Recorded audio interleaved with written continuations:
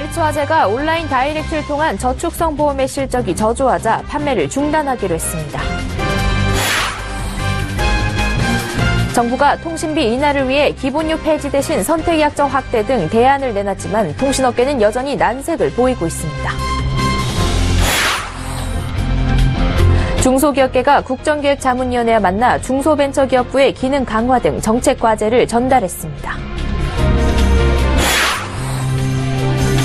시중은행들이 국내 자산관리 시장이 포화 상태에 이르자 교민 고객을 잡기 위해 해외에서 자산관리 세미나를 열고 있습니다.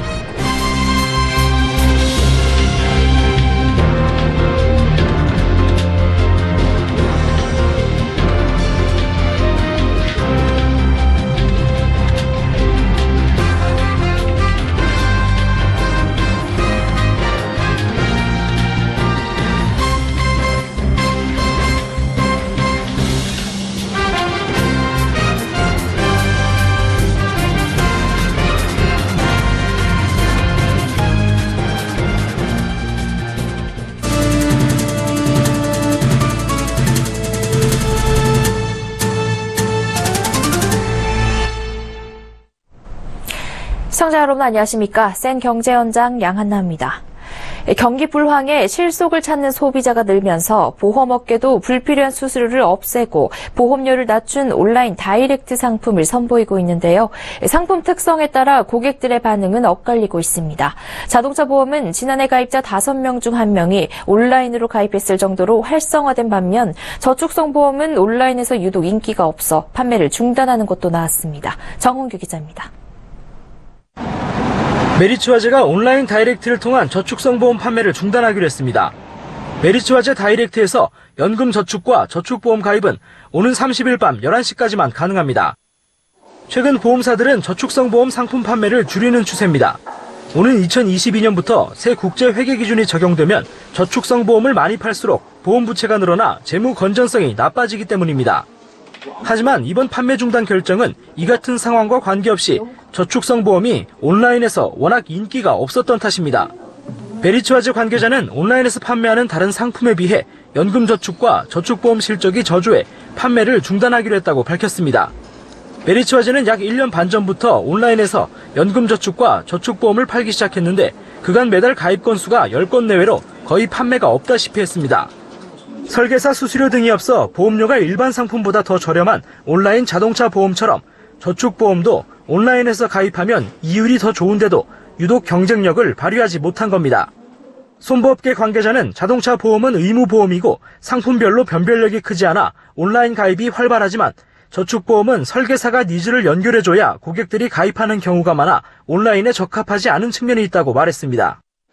손보업계 1위인 삼성화재의 경우 온라인을 통한 연금저축 판매 건수가 월 200건 수준입니다. 의무보험인 자동차 보험은 둘째치고 실손보험이 월 900건씩 온라인에서 판매되는 것과 비교하면 실적이 저조하긴 마찬가지입니다. 서울경제TV 정원규입니다. 가계비용 절감을 위해 정부가 추진 중인 통신비 인하 문제가 좀처럼 접점을 찾지 못하고 있습니다. 정부는 당초 기본료 폐지 방침을 철회하는 대신 선택약정 할인율 확대와 저가의 보편적 요금제 출시 등을 추진할 것으로 알려졌는데요.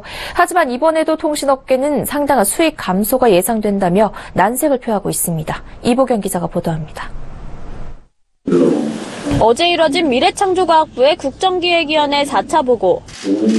국정기획위는 기본료 폐지에 준하는 조치를 찾는 게 국정기획위가 할 일이라며 기본료 폐지만큼의 효과를 낼 수 있는 대안을 찾겠다는 뜻을 밝혔습니다. 기본료 폐지 외에 다른 방안을 추진해 가계통신비 인하를 이뤄내겠다는 겁니다. 미래부는 어제 기본료 폐지 외에 선택약정 할인율을 현행 20%에서 25%로 올리는 방안을 비롯해 2만 원대의 음성 문자 무제한, 데이터 1GB를 제공하는 보편적 요금제와 알뜰폰 확대, 사회적 약자에 대한 통신비 부담 경감 등 다양한 방안을 내놓은 것으로 알려졌습니다. 통신업계는 기본료 폐지라는 최악의 시나리오는 피했지만 일률적인 가격 조정에 대해서는 자동차 값을 일괄적으로 500만 원 깎으라는 것과 같은 이치가 아니냐며 난색을 표하고 있습니다. 사회적 약자에 대한 통신비 인하 등 기본적인 취지에 대해서는 공감하지만 가격에 대한 일괄적인 조치는 전례 없고 무리하다는 비판입니다.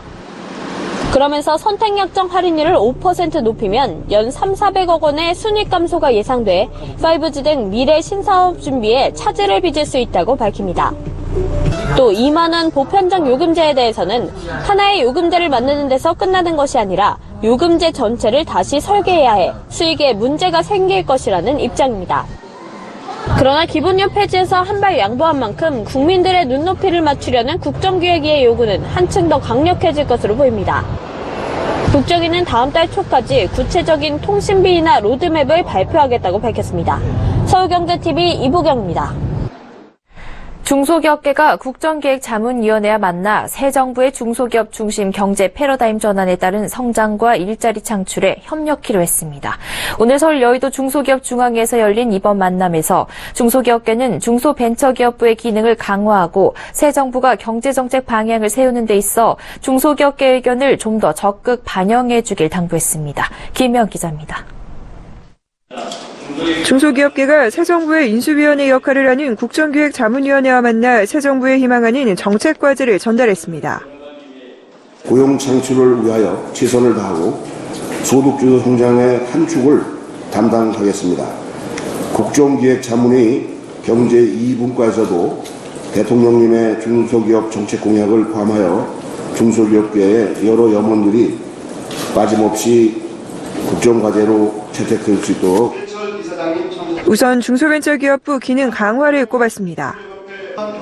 중소벤처기업부가 보다 확실한 중소기업 정책 컨트롤 타워가 되기 위해 실제 중소기업 정책 추진을 담당할 실행조직인 산하기관 조정을 강조했습니다. 효율적인 정책 추진을 위해서는 현재 산업통상자원부와 금융위원회 산하에 있는 코트라와 신용보증기금 등 산하기관을 이관해야 한다는 주장입니다.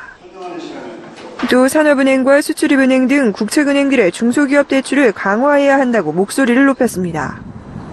중소업계는 산업은행의 경우 대출 20조 원 가운데 70%가 대기업에 지원되는 반면 중기는 17.6%, 중견기업은 4.9%에 불과해 개선이 필요하다는 지적입니다. 또 중소기업 연구개발 예산 2배 확대, 중소기업 근로자 성과공유제 활성화도 요청했습니다. 이 자리에서 국정기획자문위원회는 우리 경제의 중소기업의 중요성을 다시금 강조하고 지원을 약속했습니다.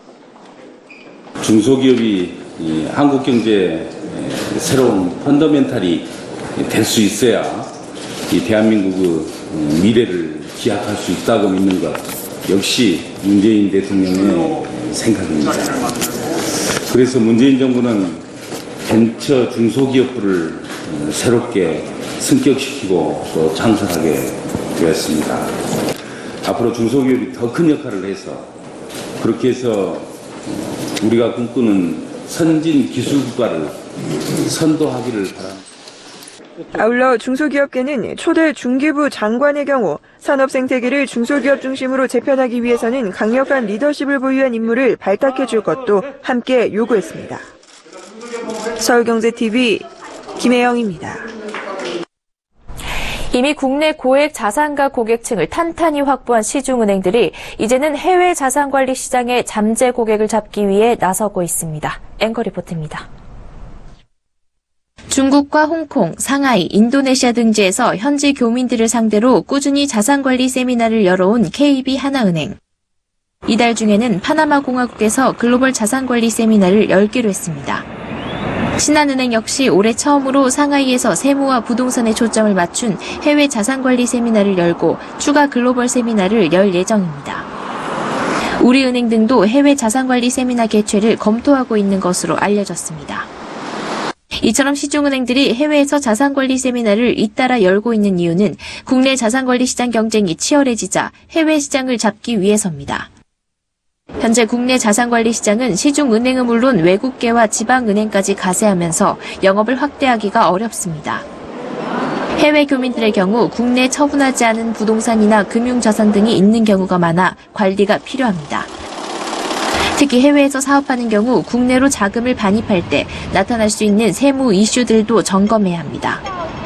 KB하나은행이 세미나를 열기로 한 파나마 공화국은 홍콩 다음으로 큰 글로벌 중개 무역지대로 손꼽히는데 세금 혜택이 많아 국내 자산가나 사업가들의 움직임이 많은 곳입니다. 인도네시아나 베트남 등 동남아 시장도 자산가들이 현지 금융권에 대한 신뢰가 낮아 국내 은행들이 활발히 진출할 것으로 전망됩니다.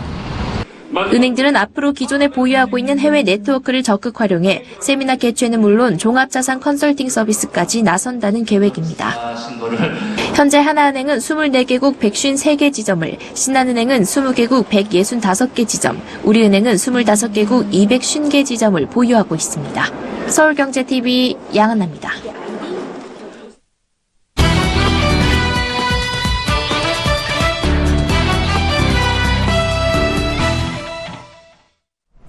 코스닥이 오늘도 연중 최고치로 개장하는 등 이달 들어 오름세를 보이고 있는데요. 하지만 전문가들은 코스닥이 단지 코스피로 가는 과정이 아닌 독립적인 시장으로 성장하기 위해선 정부의 노력이 더 필요하다고 입을 모으고 있습니다. 코스닥이 벤처 투자 생태계에서도 중요한 역할을 하고 있는 만큼 시장이 더 활성화돼야 한다는 건데요. 그래서 오늘 투데이 포커스에선 코스닥 시장 현황은 어떤지, 어떻게 하면 코스닥이 더 발전할 수 있을지 김상우 기자와 이야기 나눠보겠습니다. 안녕하세요. 네, 안녕하세요. 네. 코스닥 지수가 최근 완만한 오름세를 보이고 있긴 한데 아직 성장이 더디다 이런 얘기가 나오는데요. 코스피와 비교했을 때 현재 코스닥 상황은 어떤가요? 네, 코스닥 지수는 이달 들어 8개월 만에 670선을 회복했고 시가총액도 223조 원을 넘어 지난해보다 10% 이상 늘어나면서 사상 최고치를 기록했습니다. 하지만 코스피에 비해서는 아직 성장률이 낮습니다. 한국거래소에 따르면 코스피 지수가 박스권을 탈출한 지난달 코스닥의 하루 평균 거래 대금은 2조 9,059억 원으로 6조 2,089억 원을 기록한 코스피의 절반이 채 안 됐습니다. 또 5월 한 달 동안 코스피 지수는 6.4% 오른 반면 코스닥 지수는 3.8% 상승에 그쳤습니다. 특히 올해 들어 기관 자금이 코스닥에서 많이 빠져나갔는데요. 기관은 지난 5월까지 코스닥에서 1조 7,229억 원어치를 순매도했습니다. 전문가들은 지난 6년간 박스권 증시와 주식형 펀드의 저조한 수익성, 중위험, 중수익 선호 현상 등이 맞물려서 코스닥 시장이 외면받았고 아직 본격적인 상승 흐름을 타지 못하고 있다고 설명했습니다. 네, 이렇게 코스피는 날아오르는데 코스닥은 정체를 겪는 이유가 있을까요? 네, 전문가들은 정부와 당국이 코스피 시장의 설립 취지를 제대로 살리지 못하고 있기 때문이라고 분석하고 있는데요. 코스닥의 경우 처음 목적과 다르게 시가총액 규모가 작은 기업들이 머무는 이진 정도로 여겨지고 있다는 겁니다. 이 때문에 독립적으로 성장하지 못하고 코스피와 자금을 공유해서 코스피가 오른 후에야 조금씩 따라 상승하는 순환매 현상을 겪는다는 것이 전문가들의 분석입니다. 투자자뿐만 아니라 코스닥 상장사 역시 코스피로 가는 과정으로만 코스닥을 대하는 점도 문제라는 지적도 나옵니다. 실제로 한때 코스닥 시가총액 1위였던 네이버가 2008년 코스피로 이전 상장했고 지난해 시총 3위 동서도 코스피로 넘어갔습니다. 현재 코스닥 시총 2위인 카카오도 코스피로의 이전 상장이 확정된 상태입니다. 네, 이렇게 이진 수준으로 여겨지고 있는 코스피가 독립적인 시장으로서 활성화가 될 수 있을까요? 네, 정체된 코스닥 시장에 활기를 불어넣기 위해서는 정부 차원의 정책적인 노력이 필요하다는 것이 전문가들의 공통된 의견인데요. 코스닥에 상장된 혁신 기업이나 혁신 제품들에 대해서 수출이나 세제 관련 혜택을 주는 등 보다 혁신적인 산업 정책이 필요하다는 겁니다. 특히 4차 산업혁명에 발맞춰 IT 분야 등에서 핵심 역량을 갖춘 기업들이 기술을 발전시키고 해외로도 진출할 수 있도록 기회를 제공해야 한다고 전문가들은 강조합니다.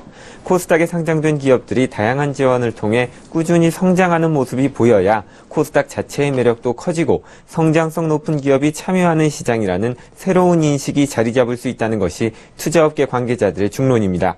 코스닥 전용 펀드를 활성화하고 신설 펀드 구성 시 코스닥 종목을 일정 수준까지 의무적으로 편입시키는 등 코스닥 시장 활성화를 위한 별도의 정책이 필요하다는 지적도 나옵니다. 네, 결국 상장기업이 잘 돼야 시장도 활성화된다는 얘기인데요. 이 당국에서는 코스닥 활성화를 위한 대책을 어떻게 내놓고 있나요? 네, 한국거래소는 오는 26일부터 코넥스 상장기업이 코스닥으로 신속 이전 상장을 할 때의 요건을 완화시키기로 했는데요. 코넥스는 코스닥 시장 상장 요건을 충족시키지 못하고 있는 벤처, 중소기업이 상장할 수 있도록 2013년 7월 1일부터 개장한 중소기업 전용 주식시장입니다. 더 많은 유망 벤처 기업들이 코스닥에 입성할 수 있게 문턱을 낮춰서 코스닥 시장을 활성화하겠다는 겁니다. 지금까지는 일평균 시가총액이 300억 원 이상이어야 코스닥으로의 신속 이전 상장, 이른바 패스트트랙 절차를 밟을 수 있었지만 앞으로는 특정 시점에서만 기준 시가총액이 300억 원을 넘으면 패스트트랙 절차가 가능해집니다. 자기자본 수익률과 단기 순이익 기준도 대폭 완화되고 신속 이전 상장 기업 상장 주선인의 보호 예수 의무 기간도 기존 1년에서 6개월로 줄어듭니다. 네, 코스닥 시장 활성화 방안에 대해 김성훈 기자와 이야기 나눠봤습니다. 고맙습니다. 감사합니다.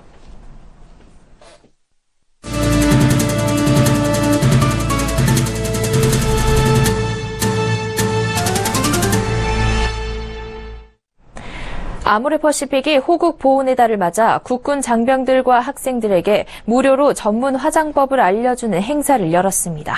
아모레퍼시픽은 오늘 서울시 영등포구 공군회관에서 임직원 사회공헌 활동인 메이크업 아티스트가 간다를 진행했습니다.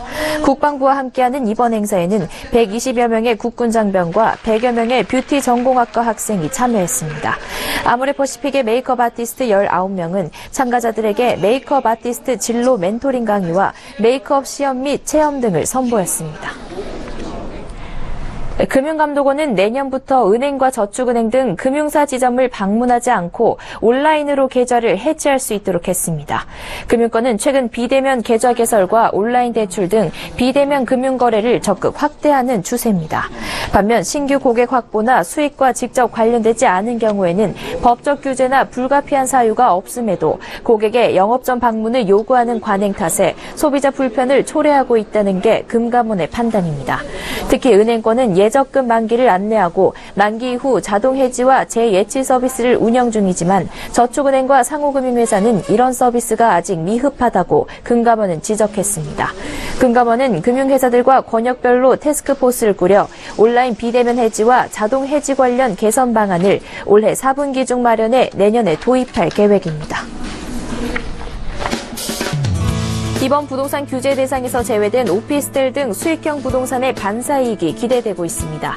올해 분양이 예정된 전국 오피스텔 물량은 45개 단지 17,435실로 집계됐습니다. 한국면세점협회에 따르면 지난달 국내 면세점 외국인 매출액은 6억 5,590만 달러로 전달보다 11.1% 오르면서 석 달 만에 반등을 보였습니다. 미국 전기차 업체 테슬라가 오늘부터 본격 한국 시장 공략에 들어갔습니다. 테슬라 코리아는 오늘 서울 강서구 등촌동에 신축한 서비스 센터에서 고객들을 초청해 모델 S 90D 출시 행사를 열었습니다. BAT 코리아가 연말에 출시하기로 한 권령현 전자담배 글로를 오는 8월에 선보입니다. 이달 5일부터 판매되고 있는 필립 모리스 코리아의 아이코스가 인기를 끌자 BAT가 출시를 앞당기려 한 것으로 분석됩니다.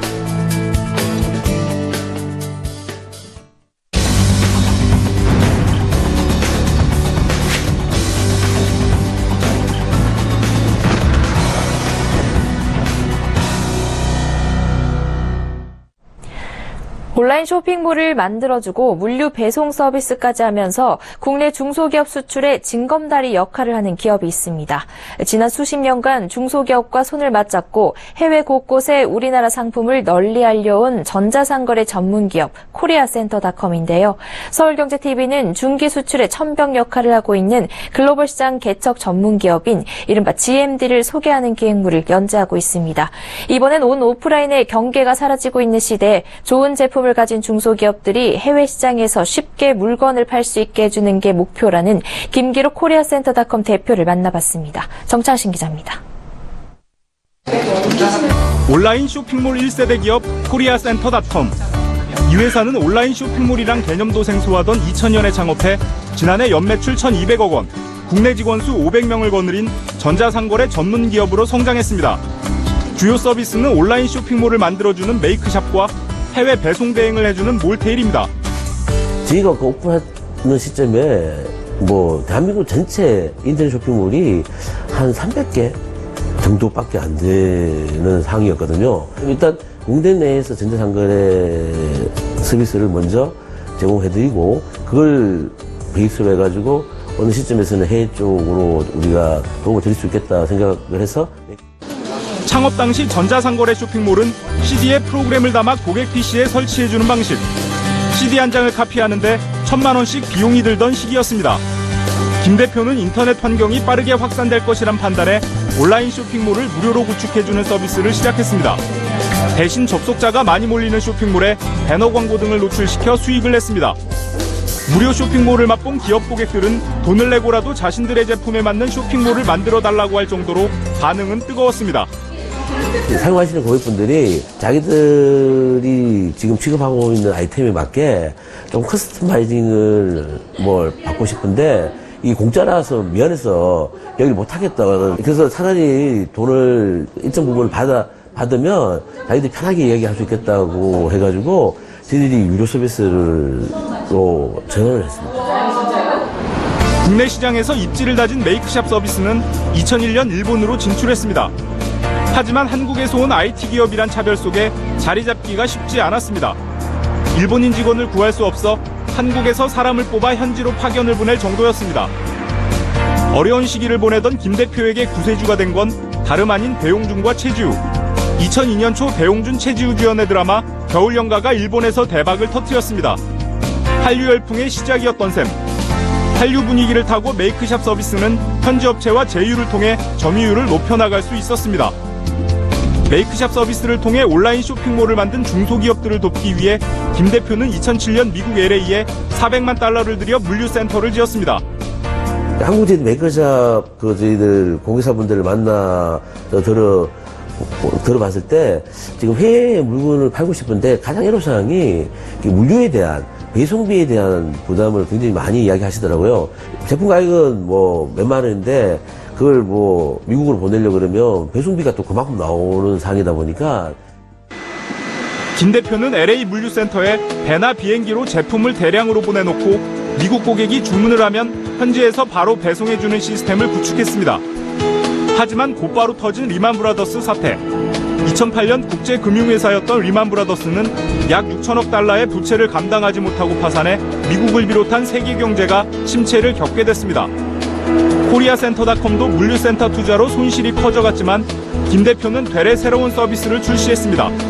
해외 배송을 대행해주는 몰테일 서비스입니다. 미국의 제품들이 뜸픽으로 막 쏟아져 나오는 상황이었습니다. 그래서 그걸 극복하려면 한국 우리 고객분들한테 소개하고 그걸 또 팔면 리만 사태가 해결될 때까지는 저희가 또 버틸 수 있을 거라고 생각을 하고 지금. 김 대표는 국내 소비자들에게 인기가 많았던 아이폰, 아이패드 등을 싼값에 내놓은 미국 쇼핑몰 사이트를 자사 홈페이지와 커뮤니티 등을 통해 알렸습니다.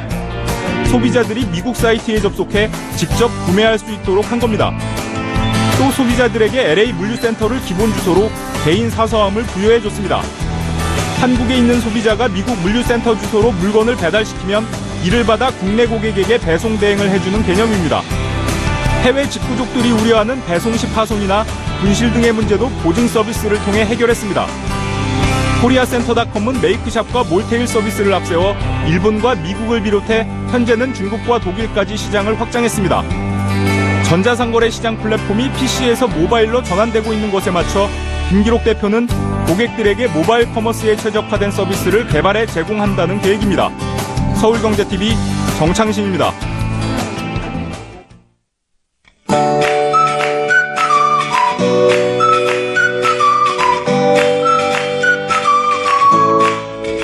안녕하세요. K웨더 라이프스타일 예보 윤지향입니다. 폭염의 기세가 조금 수그러지면서 대구와 경북 내륙에 남아있던 폭염경보는 주의보로 완화됐습니다. 내륙을 중심으로 폭염주의보가 내려진 가운데 내일도 덥겠습니다. 한낮에 서울 32도, 대전 33도, 광주와 대구는 34도로 예상됩니다. 하지절기인 내일은 가끔 구름이 많겠고요. 경기 동부와 강원도, 충북 북부와 경북 북부를 중심으로 오후 한때 소나기가 오겠습니다. 위성 영상입니다. 현재 남해안과 제주도에 구름이 가득한 가운데 비가 내리고 있는데요. 오늘 밤까지 이어진 뒤 점차 그치겠습니다. 또 중부지방에도 빗방울 떨어지는 곳이 있겠습니다. 내일은 서해상에 위치한 고기압의 영향을 받겠습니다. 자세한 지역별 날씨는 나절 예보로 알아보겠습니다. 중부지방 가끔 구름 많겠고요. 경기 동부와 강원도, 충북 북부에는 오후 한때 소나기가 오겠습니다. 동해안 지방도 오후 한때 소나기 오는 곳이 있겠고요. 낮 기온은 오늘보다 낮겠습니다. 남부지방 대체로 맑겠습니다. 한낮에 광주와 대구 34도, 부산과 제주 27도로 예상됩니다. 물결은 남해상에서 최고 2.5m로 약간 높게 일겠고요. 해상에 안개 끼는 곳이 많겠습니다. 금요일 제주도부터 비가 내리기 시작해서 주말에는 전국에 비가 오겠습니다. 남부지방은 다음 주 월요일까지 이어질 전망입니다. 비가 내리면서 폭염의 기세는 수그러지겠습니다. 날씨였습니다.